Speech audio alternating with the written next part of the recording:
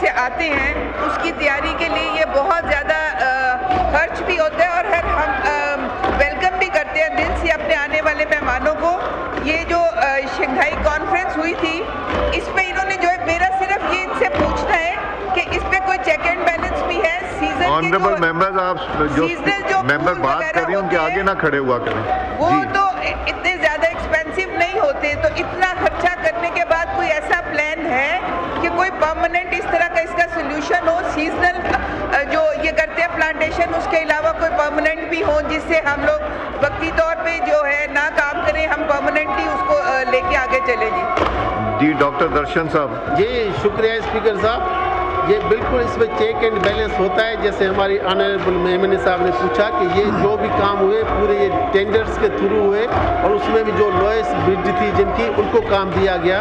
बाकी ये जो पूछ रही है कि ये आइंदा के लिए कैसा होता है, कि रूटीन में तो सीडीए काम करता रहता है और रूटीन में होते रहते हैं, क्योंकि ये शंघाई कॉन्फ्रेंस थी और उसी में पूरी दुनिया से लोग आ रहे थे, तो उसको और खूबसूरत सजाना था, तो इसी वजह से ये किया गया था। जो उन्होंने सवाल किया, उन्होंने कहा कि ये 27 मिलियन इसके ऊपर खर्च हुआ है, कोई परमानेंट आपके पास इलाज है कि परमानेंट ब्यूटिफिकेशन रही है, बार बार ये पैसे खर्चना? वो ये उनका सवाल था। जी डॉक्टर दर्शन। जी मैंने उनको यही बताया कि परमानेंटली वो काम करते रहते हैं। आपने खुद भी देखा होगा कि इस गवर्नमेंट में ये पहले से ज़्यादा खूबसूरत इस्लामाबाद बन गया है। ये तो सिर्फ शंघाई कॉन्फ्रेंस की वजह से स्पेशल मेयर्स करने पड़े, और वो कह रही हैं कि कोई परमानेंट अरेंजमेंट कर सकते हैं कि ये बार बार खर्चा ना करना पड़े। जी बिल्कुल करेंगे। अभी इसको आइंदा के लिए परमानेंट अरेंजमेंट करेंगे और उसको इंश्योर भी करेंगे। वो क्या करेंगे फिर आप बताइएगा। ठीक है सर। जी नेक्स्ट क्वेश्चन। सॉरी, इस पे और भी क्वेश्चन हैं। नुज़रत सादिक साहिबा, सप्लीमेंट्री। जी शुक्रिया जनाब स्पीकर। मेरा एक कॉम्प्लीमेंट मैंने करना था कि इन्होंने जो इतना अच्छा ब्यूटिफिकेशन की थी एससीओ के हवाले से, तो आया क्या ये इस पे सोच रहे हैं कि नेक्स्ट कोई इवेंट होगा तो बच्चों को दिखाने के लिए, आम पब्लिक को यहाँ आने के लिए उनको मौका दिया जाए, टाइम दिया जाए, ताकि वो देखिए आके और एंजॉय करें। बहुत शुक्रिया। जी डॉक्टर दर्शन साहब। जी सर शुक्रिया। और ये बिल्कुल ठीक क्वेश्चन उन्होंने पूछा है। ऐसा था, अगर वो जो जब ये मेहमान आए थे उनसे एक दिन पहले, एक दिन के बाद ये पूरा खोल दिया गया था, सब लोग देख सकते थे, काफ़ी लोग आए भी थे, उन्होंने यहाँ पे फोटो भी निकाले और बहुत अच्छे तरीके से इनको देखा भी था। जी नेक्स्ट क्वेश्चन ताहिरा औरंगजेब साहिबा। थैंक यू स्पीकर साहब। Question number 144। आंसर भी टेकन एज रेड सप्लीमेंट्री। ये आंसर में इन्होंने बताया कि 4 मुल्कों में 10 रजिस्ट्रेशन ऑफिस खोले गए हैं। तो मेरा ये सवाल है कि स्कॉटलैंड और बेल्जियम में कब तक नादरा के रजिस्ट्रेशन ऑफिस खोले जाएंगे, क्योंकि वहाँ भी बहुत से लोग पाकिस्तान से भी हैं और वैसे भी लोगों को बहुत दिक्कत है। Thank you. जी पार्लियामेंट्री सेक्रेटरी साहब डॉक्टर दर्शन। जी शुक्रिया स्पीकर साहब। वैसे मैं अपनी बहन को ये बताता चलूँ कि इसी में जो है ऑनलाइन भी वो अप्लाई कर सकते हैं, और जिससे वो होते हैं, ये तो कुछ जगहों पे ये खुले हुए हैं, बाकी जगहों पे तो वो सब ऑनलाइन करते हैं। बाकी जैसे स्पेसिफिक इन्होंने पूछा है तो वो मैं कंफर्म करके इनको मैं बता दूँगा। जी सप्लीमेंट्री शगुफ्ता जमानी साहबा। बहुत शुक्रिया जनाब स्पीकर। सर मैं ये पूछना चाह रही हूँ कि शनाख्ती कार्ड के इजरा में जब कोई गलती हो जाती है नाम में, तो उसकी तब्दीली के लिए भी दोबारा फीस ली जाती है।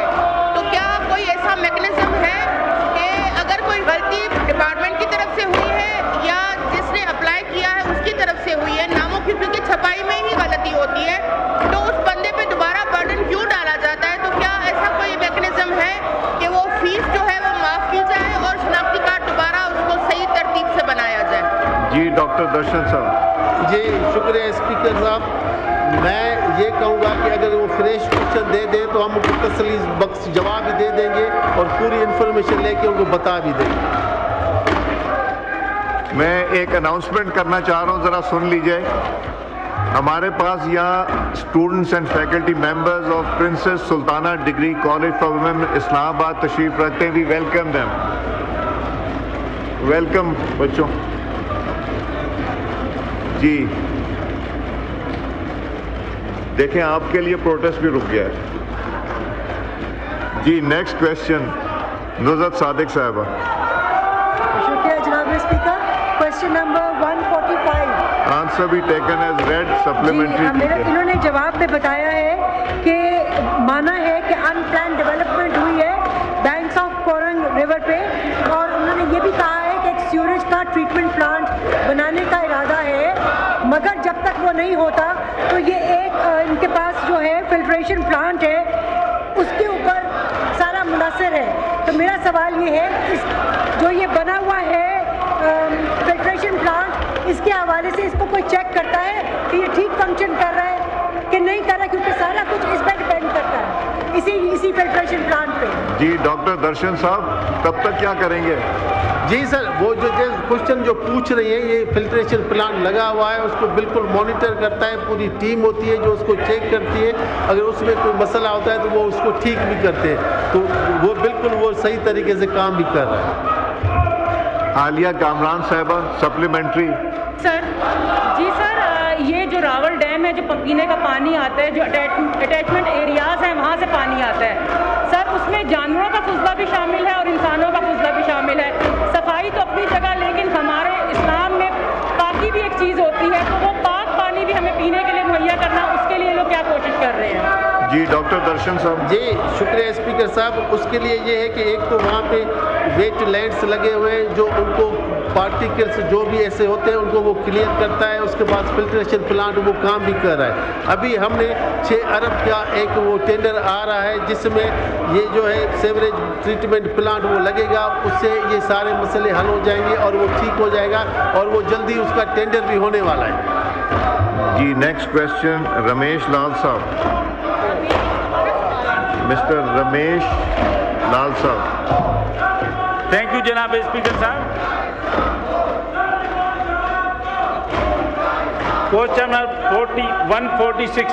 जी आंसर भी टेकन एज रेड, सप्लीमेंट्री कीजिए।